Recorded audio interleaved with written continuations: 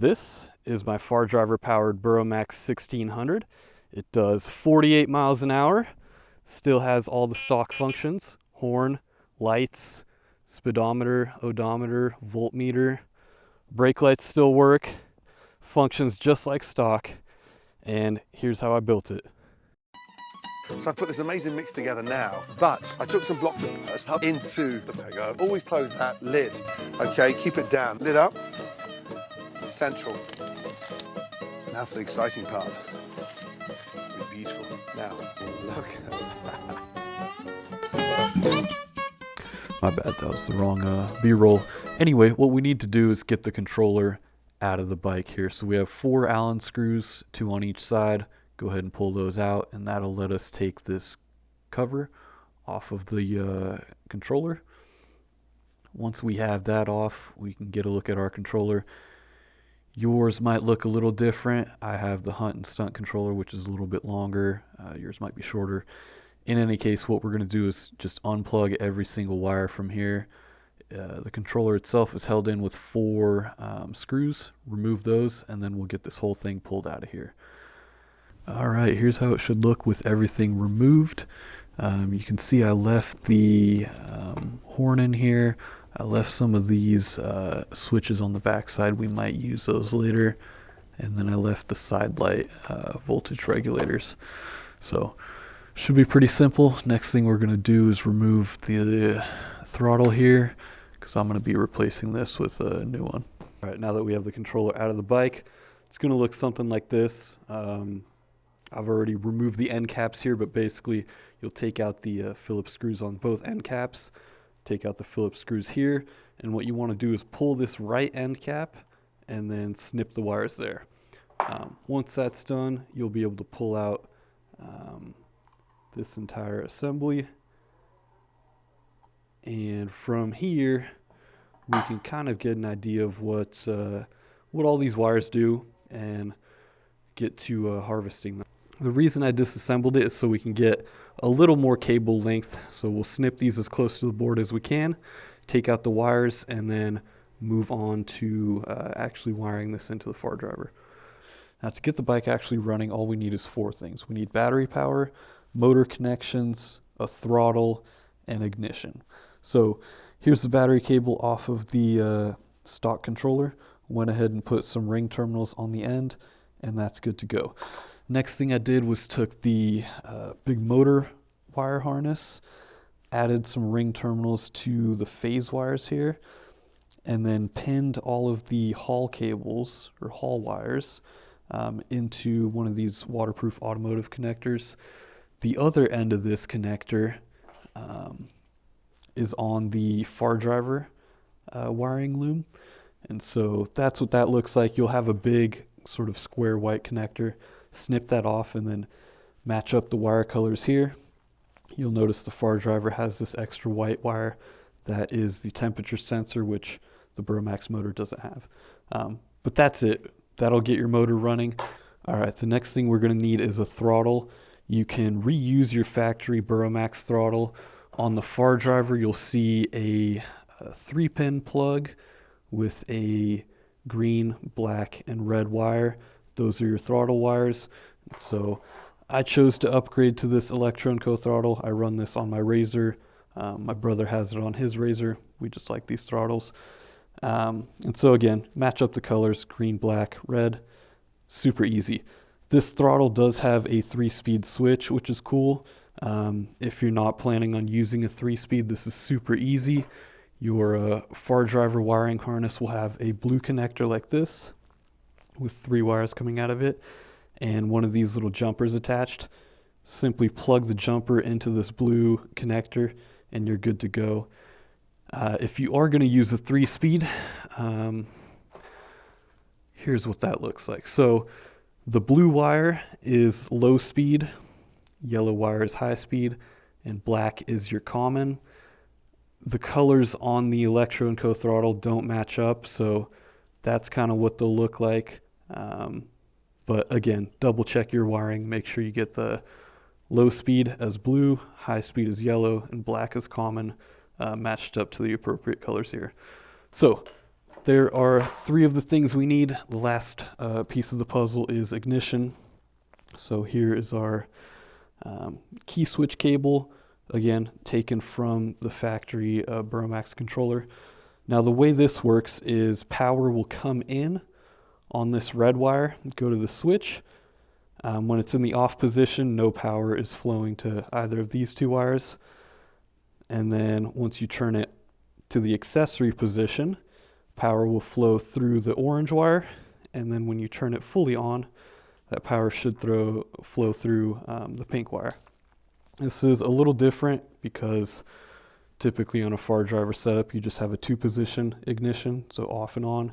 Here we have off, accessory, and fully on. Okay, now the red wire that's feeding the switch, I added, once again, a ring terminal to the end of that. That's going to go on the positive battery terminal on the controller. So power flows through that red wire, goes to the switch, you turn it on to accessory, then power will flow down this orange wire where I've put one of these little splitter things. So all of our lights, USB port, etc. will plug into here as our positive. And then finally the pink wire here is going to be power to our controller. And so on the Fardriver harness here, you'll have a lonely little orange wire all by itself. Just go ahead and pin the right connection there, and that'll give our controller power. And so at this point, the bike will run. You can ride it. Everything will be fine. Of course, I wanted factory functionality, so I picked up this little speedometer voltmeter display with a button on it. And so I'm going to wire this up to work essentially as factory. So you have a little green wire on here. That's going to be your hall wire. I'm not exactly sure where this one goes. The way I have it pinned currently is it's going into this light blue wire on the Fardriver. That may be wrong, so we may have to fix that at some point. And then to provide power to the voltmeter, we just have a red and black here. I put together this little harness with some spare wire. Basically, that'll plug in there.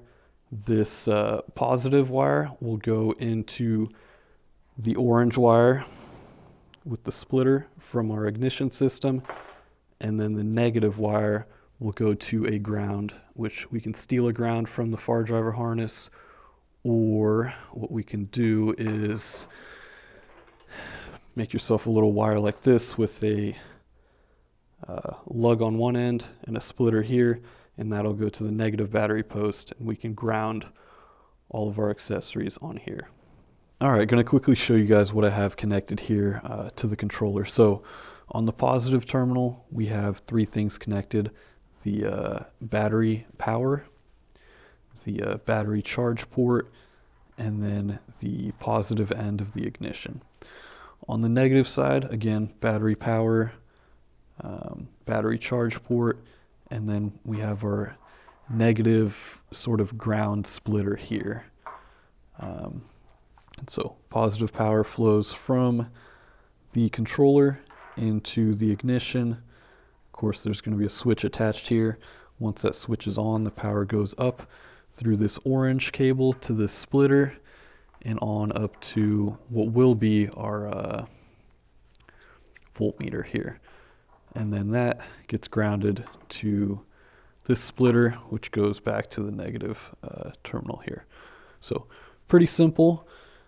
Coming off that, this is going to be our controller power. That'll go to the orange wire on the Fardriver harness. And then everything else plugs into this Fardriver harness here. So what I'm going to do is add the 3 phase wires from the big battery, or big rather motor harness. Those will go here, color matched, and then everything else gets plugged into the Fardriver harness. Now this will get our bike running.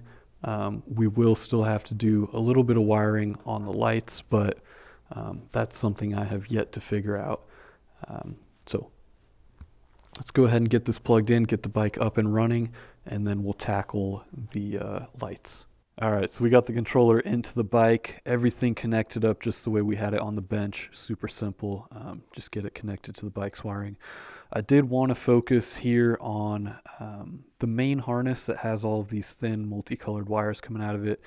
That's where it's a little more complex to get the lights and the horn and stuff working. So let me give you a rundown of what we have here. So let's start off with our ignition wire. That's our thick orange wire. Again, there's that splitter we put together.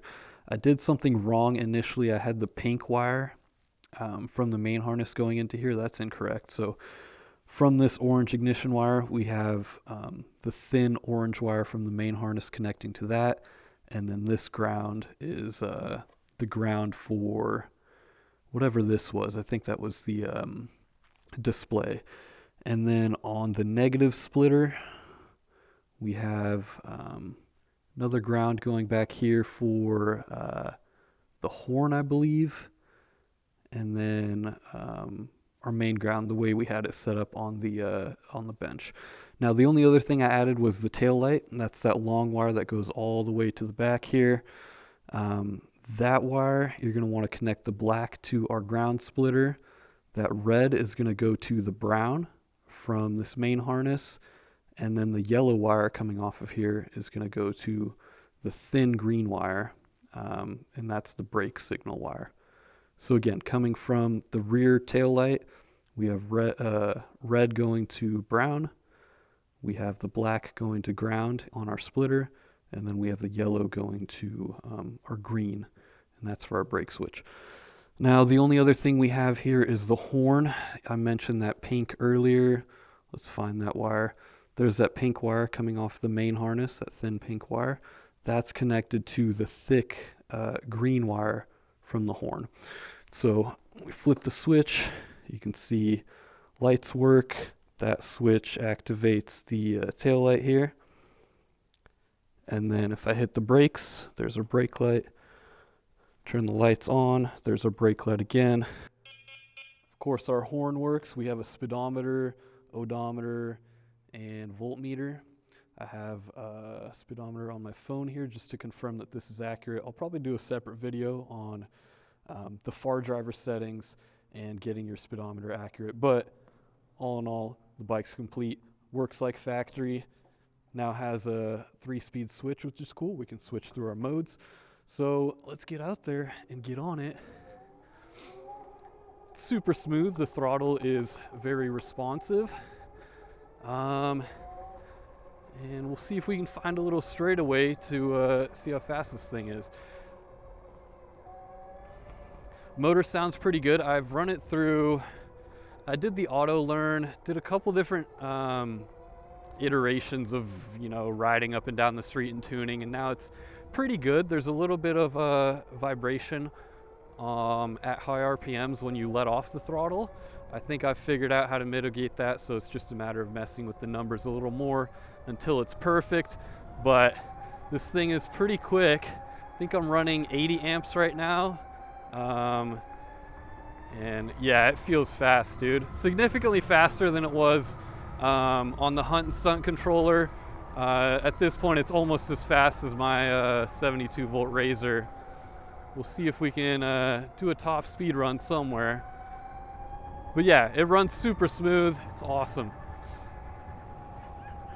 Little puppy barking at me. Now we're definitely at the point where we need to upgrade our brakes because this thing is much faster than these brakes were intended for. But you can see our speedometer is pretty much spot on with what my phone's showing, so that's good.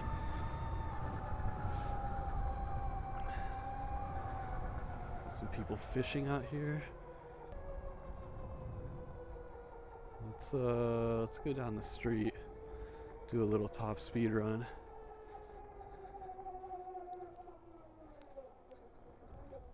Down this way.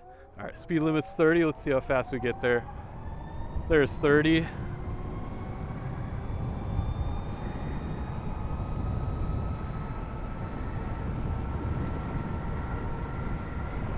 There's 40.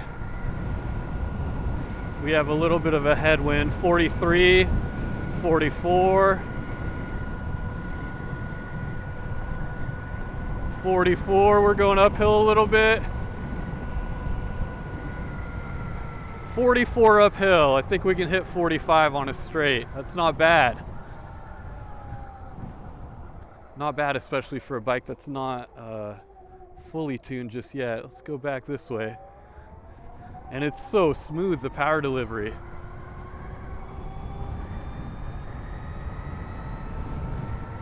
It's 35. Please don't turn into me. 44. A little bit of an uphill. 46. 47.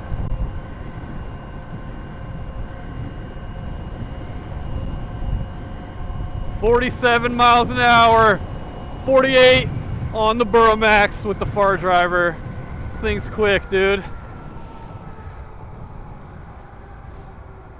So stock, this bike was doing 32 miles an hour. With the hunt and stunt controller, we got it up to 35, and now we're doing 48. So significant upgrade over the stock controller. And everything functions just like it's supposed to. We got our horn, we got our lights. We have a 3-speed switch, which is pretty cool. I'll show you here. So our first speed is incredibly slow. If you have kids or whatever, let them ride at like 10 miles an hour. And again, these are programmable. Our second speed, I think, will get us up to 20. And it's very docile. You're not going to throw yourself off it. And then, of course, our third speed is pretty quick.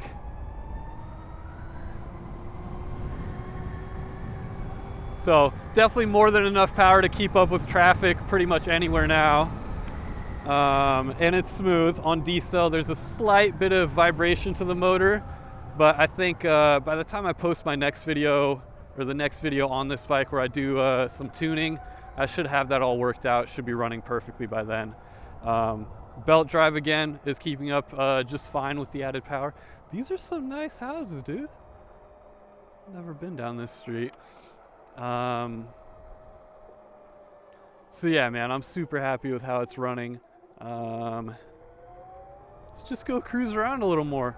The motor doesn't have a temperature sensor, so yeah, I don't know. But I did talk with Momentum Watts, who they have a YouTube channel. They modify these bikes. The guy said he ran his at 100 amps, which I'm running mine at 80 amps right now. He ran his at 100 amps, and it lasted him like 7 months of hard riding before he finally burnt it out. And he only burnt it out because he went mudding with it. So I think the motors are pretty stout. I don't anticipate any issues with that, especially with this going into winter. The colder temperatures are definitely going to help out. If anything, I may throw a heat sink on the motor, but honestly, if I burn it out, it's just an excuse for me to get a more powerful motor. So I won't be too sad in any case. Like I said, I'll share my settings in another video. Or if you guys, are in the comments, whatever, feel free to message me. I'll help you guys through the install and any of the settings to get this thing running. Looking around on the forums and Facebook groups, there are a few people who have done Fardrivers in these bikes, but no one's really willing to share any information. So I wanted to make this video to help you guys out. Hopefully you'll be able to follow along and get this done for yourself. I'm going to turn this way, because this is way too much fun, and other people should be experiencing this bike the way I think it was intended to be experienced, with a proper controller like this. Get that effortless 42 miles an hour uphill into the wind. 44 there. Yeah, dude, this thing's quick. The speedometer is working pretty well. It's a little bit pessimistic at the higher speeds, and it's not as bright as the stock one. I wonder if that's a setting in there. I'll do, like I said, in my next video where I go over tuning and stuff, I'll talk about how to adjust the settings on this screen, because again, this is one of those things that there's no info on the internet on how to set this thing up. So I had to do some trial and error to get that working, but it's working well now.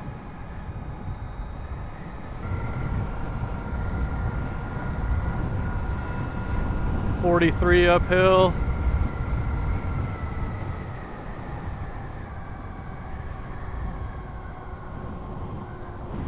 there's a cool little trail.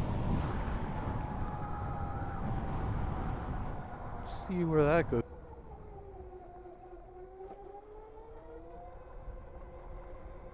Oh yeah, this is nice.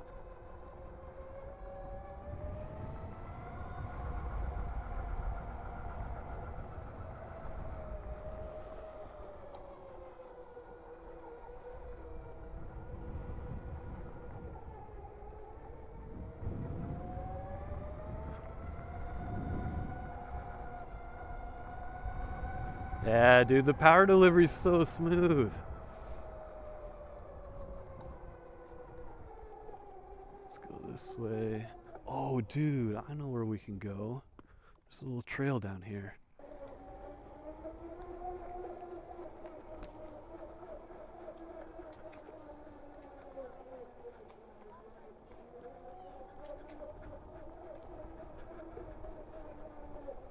Where are we going? Down this. Off-roading. Oh, this stuff's soft.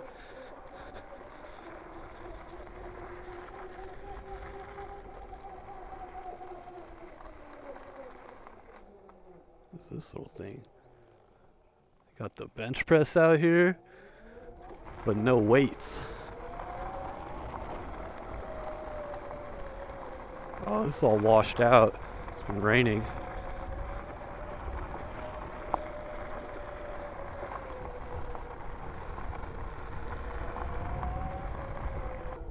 Little splash pad. That's cool.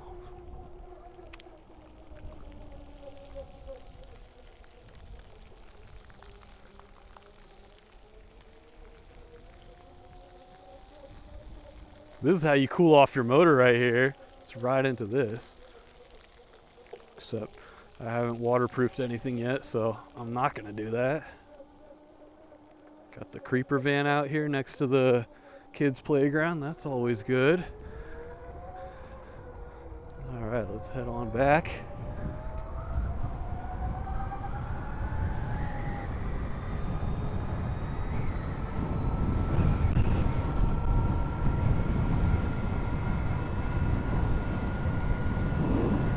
Yeah, dude, this thing's quick. 45, tuck in a little. We're going against the wind here, but still 45, 46 on a battery with 50 volts.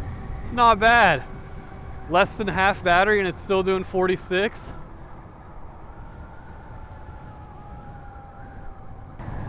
Yeah, maybe right here.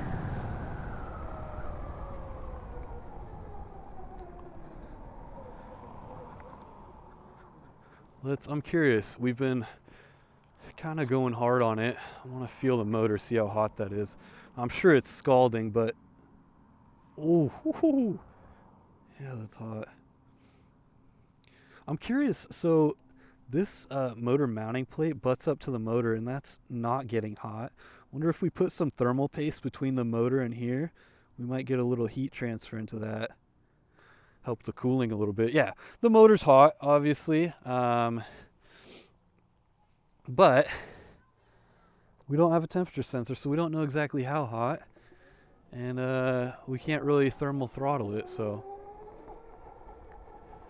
we'll see. We'll just see how she holds up.